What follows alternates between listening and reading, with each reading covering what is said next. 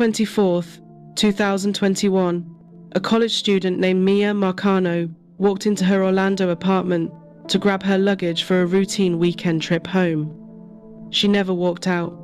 What followed was an 8-day search that gripped an entire community, ending in heartbreak and exposing dangerous failures that could have been prevented.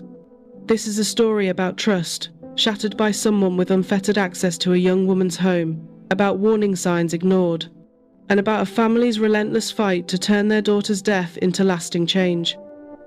No one knows Tati. That's my whole thing. Not even the roommate knows Tati. She's an employee, but you keep saying Tati is a friend and that you've all hung out together. No one here knows Tati. All her other friends showed up. Her closest friends that live in the complex were all here with us early on. No one knows Tati. Only you. As of right now, you have sent obsessive texts to Miya. We have all seen the text. Before we begin, if cases like this matter to you, if you believe these stories need to be told so others might be protected, please take a moment to subscribe. Welcome to Robinson's Shadow Stories, where mysteries unfold and dark tales come to light. We dive into the enigmatic world of true crime with our meticulously researched stories, chilling reconstructions, and in-depth investigations. Brace yourself for a riveting journey through the minds of our most famous serial killers, through crime stories and cautionary stories about couples who become obsessed in their relationships that one of them is willing to commit a terrible crime in the name of love, the twists that keep you on the edge of your seat.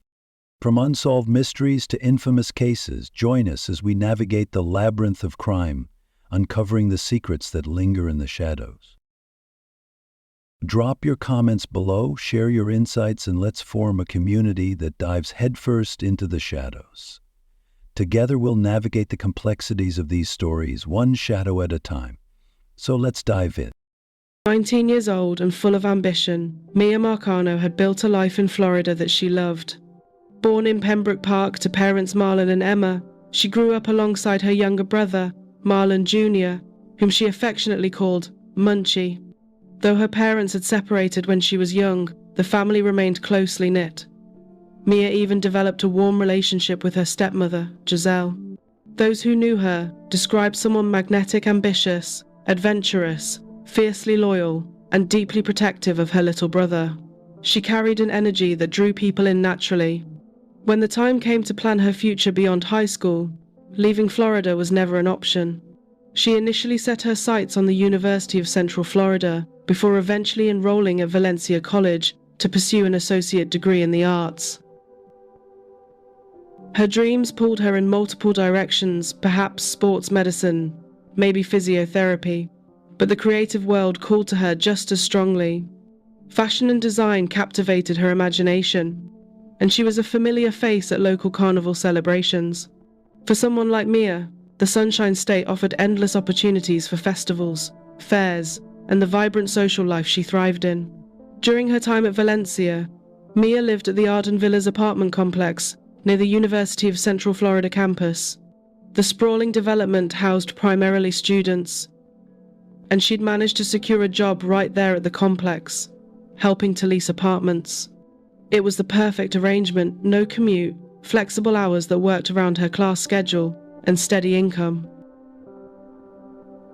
She stayed in touch with her family constantly, never letting more than a few days pass without flying home to Pembroke Park, just an hour away by plane. But beneath the surface of this seemingly safe student community, something deeply troubling was brewing. Beginning sometime in the summer of 2021, Miya found herself the target of unwanted attention from a maintenance worker at the complex. His name was Armando Caballero, a 27-year-old man who'd been hired just months earlier in June. What started as persistent attempts to talk to her gradually escalated into behavior that made her genuinely uncomfortable. He asked her out repeatedly. She declined every time, trying to remain polite but firm. Then the gestures became more concerning. At one point, Caballero sent Miya $700 through a cash transfer app, with a note saying it was simply for being pretty. She immediately sent the money back, unsure how else to handle the situation, She confided in her roommate about his behavior. Other residents would later come forward to say they'd witnessed his fixation on the teenager as well. He seemed to constantly find reasons to be near her, to talk to her, to insert himself into her day. Miya did what many young women do in these situations. She tried to ignore him, hoping he would eventually take the hint and leave her alone. What Miya didn't know was that she wasn't Caballero's first target. Another woman who lived at a different complex where he'd previously worked, the Sabal Club Apartments, later told investigators about her own disturbing experience with him. Back in March of 2021, he'd left a handwritten note on her door, asking her on a date. She'd been uncertain, but agreed. When he later tried to move the date up, and she said she wasn't available, his mood shifted dramatically. That same night, someone threw a heavy object at her window in the darkness. She felt certain it was him and called the police. Officers documented the incident and investigated, but ultimately the case went nowhere. No charges were filed. Just a few months later, Armando Caballero was working at Arden Villas with full access to master keys that opened every apartment in the complex. September 24th, 2021 started as an ordinary Friday for Miya. She planned a quick weekend trip home to Fort Lauderdale, the kind of visit she made regularly. She worked her shift at the leasing office that afternoon, finishing up around 5 o'clock. Surveillance cameras captured her leaving the front office just after 5 that evening, walking across the complex grounds.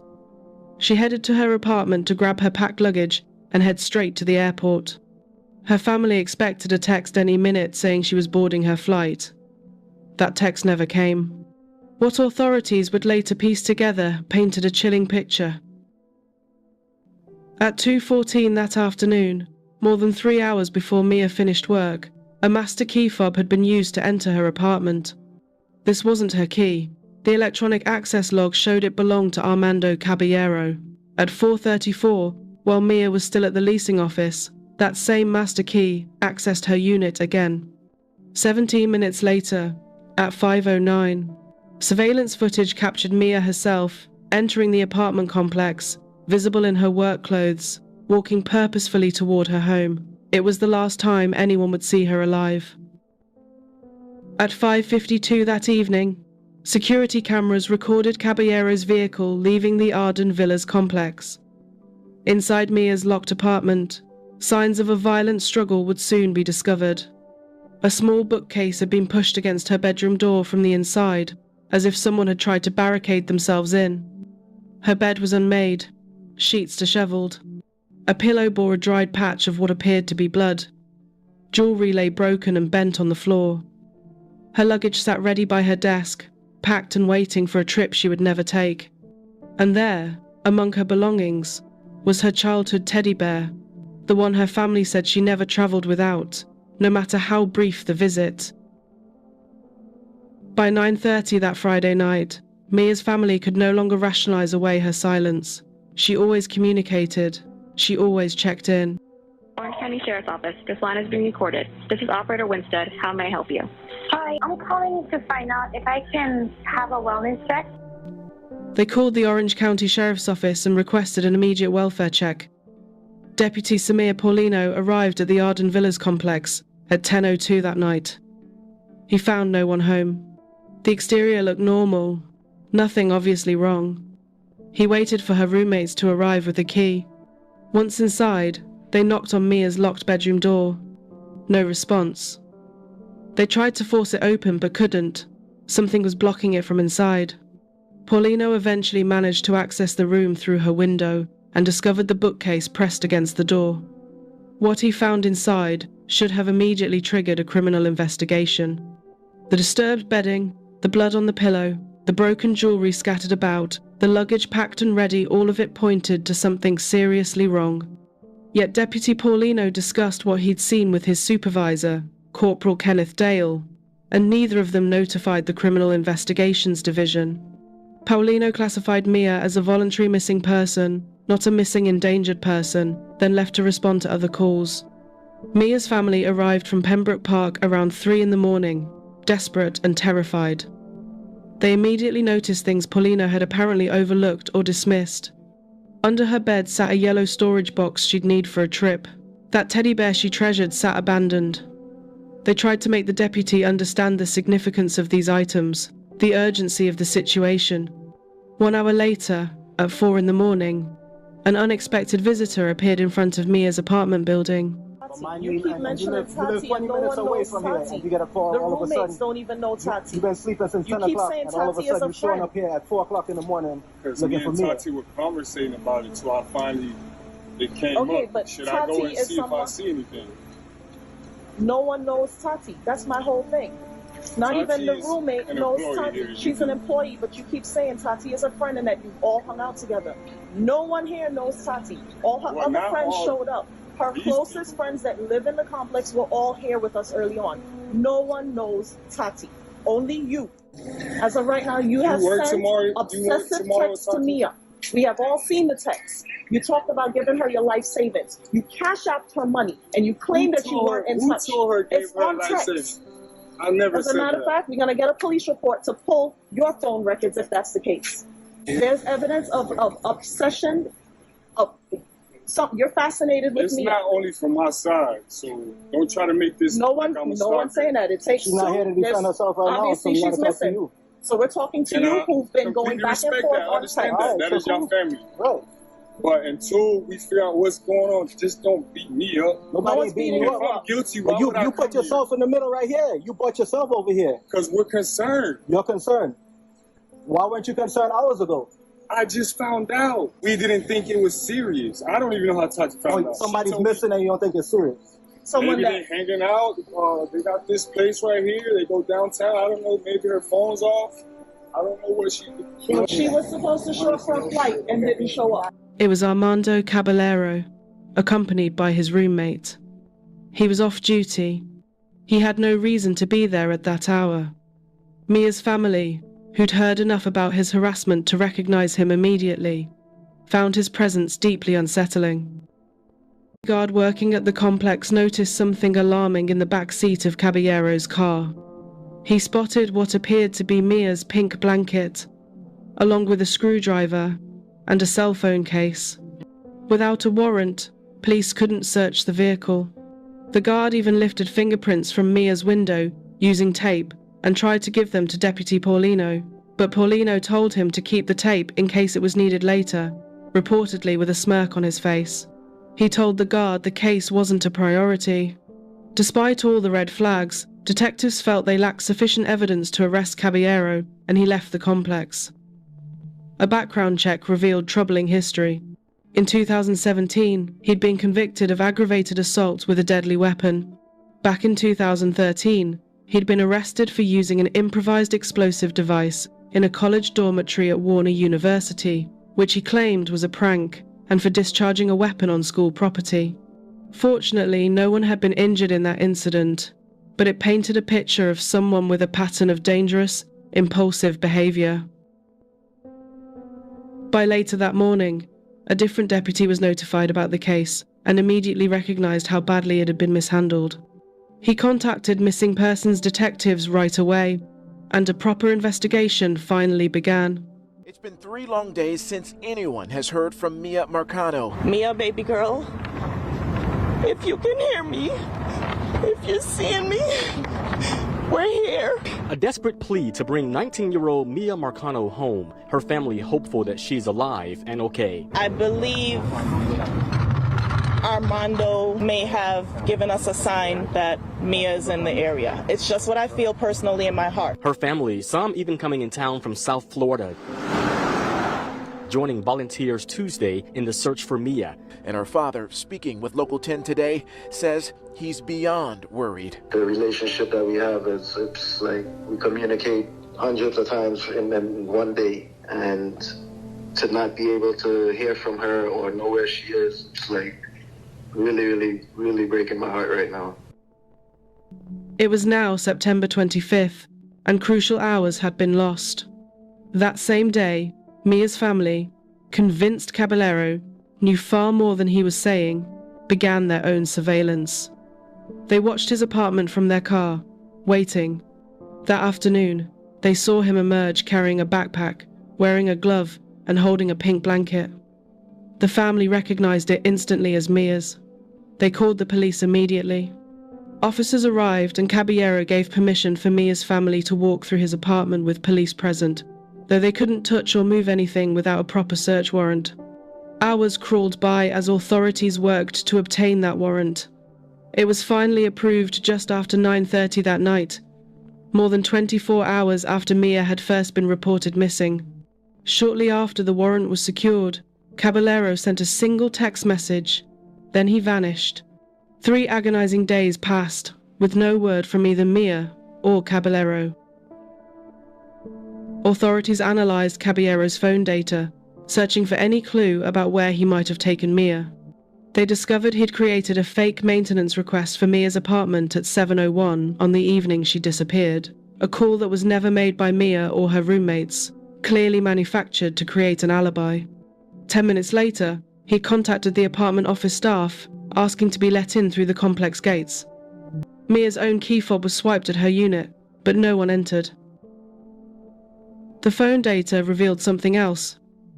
That evening, Caballero had driven to an area called Time Bascan, a location where he'd previously lived. He stayed there for approximately 20 minutes. The area included abandoned buildings, boarded-up apartments, and dense wooded sections, exactly the kind of place someone might go if they needed to hide something. Searchers redirected their efforts there, with FBI resources now supporting the investigation. Then, on September 27th, the call came in. 911, you need police, fire, medical?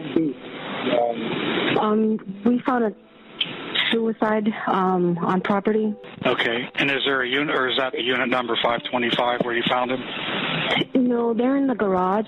It's one of our garages, but we just store paint in there. So, okay. Yeah, sorry. All right, he's he's deceased, beyond any help? I believe so. Okay, all right. Dead, right? Okay, we'll have an officer over there in a few minutes. You said it was a male? Yes. Okay, see you shortly. Thank you. Armando Caballero had taken his own life. With him went any chance of getting answers, any hope of understanding exactly what happened in Mia's apartment that day, any possibility of justice through prosecution. The family's nightmare had just gotten exponentially worse. Not only was their daughter missing, but the only person who knew what happened to her was dead. The search intensified at Time Bascan.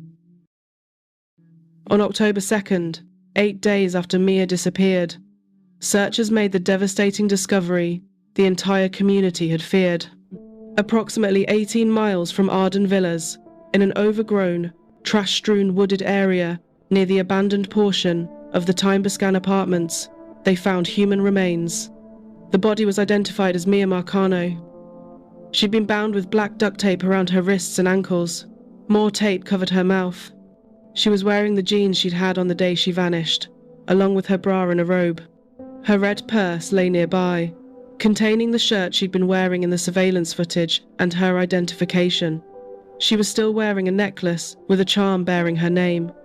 The autopsy would later determine she died by homicide, though due to significant decomposition, the medical examiner could not determine the specific cause of death. There was no identifiable evidence of major trauma and no evidence of sexual assault. Analysis of Caballero's vehicle and the location where his body was found revealed Mia's blood and hair. The same black duct tape used to bind her was discovered in his car.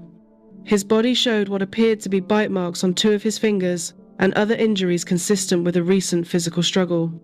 Every piece of evidence pointed to one inescapable conclusion. Armando Caballero had murdered Miya Marcano, likely in her own apartment, then transported her body to dispose of it in a location he knew from having lived there previously. The revelation that Mia's case had been so badly mishandled from the very beginning sparked outrage throughout the community and beyond. An internal investigation determined that Deputy Paulino had violated department policies by failing to follow proper procedure, failing to recognize the severity of the situation, and failing to report critical evidence like the blood on the pillow and the broken jewelry. In March of 2022, the Sheriff's Office released their final report, a 135-page document detailing everything they knew about Mia's disappearance and death. It confirmed that authorities believed Caballero acted alone and that he was definitively responsible for her kidnapping and murder. Because he died by suicide, the case was officially closed, with no possibility of prosecution. Mia's family filed a wrongful death lawsuit against Arden Villas and its management company, the Price Company, arguing that they'd failed to properly vet Caballero despite his criminal history, failed to adequately supervise their employees, and allowed someone with a documented pattern of harassing women to have unsupervised access to residents' apartments. In August of 2023, that lawsuit was settled confidentially. The apartment complex released a statement saying they were taking proactive steps to enhance security protocols, though residents and Mia's family felt these measures should have been in place all along. In September of 2023, the family filed another lawsuit, this time against the Orange County Sheriff's Office itself, as well as Deputy Paulino and Corporal Dale individually. The lawsuit alleged negligence, civil rights violations, and discrimination, arguing that missing women receive less protection and slower response times than other victims. It claimed that had the case been handled properly from the start, Miya might have been found sooner, possibly even alive. The lawsuit pointed out that Paulino had told the security guard the case wasn't a priority unless the missing person was elderly or disabled, a statement that revealed troubling biases about whose disappearances matter. The legal battle highlighted a broader pattern of how missing persons cases, particularly those involving young women, are sometimes not treated with the urgency they deserve. But perhaps the most powerful legacy of Mia's death came through legislative change. Her family channeled their grief into action, working tirelessly with Florida lawmakers to pass what became known as Mia's Law. Senate Bill 898 was introduced by Senator Linda Stewart and Representative Robin Bartleman, driven by the determination that no other family should endure what the Marcanos had suffered. The bill passed the Florida Senate unanimously. On June 27, 2022, Governor Ron DeSantis signed Mia's Law during a private ceremony attended by Mia's parents and brother.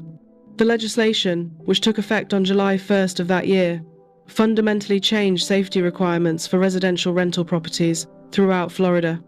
Under the new law, landlords and property managers must conduct comprehensive background screenings on all employees who have regular access to residential units. These screenings must review criminal history records and sexual offender registries across all 50 states, not just Florida. Individuals with certain violent criminal offenses or those listed as sexual offenders or predators are disqualified from employment.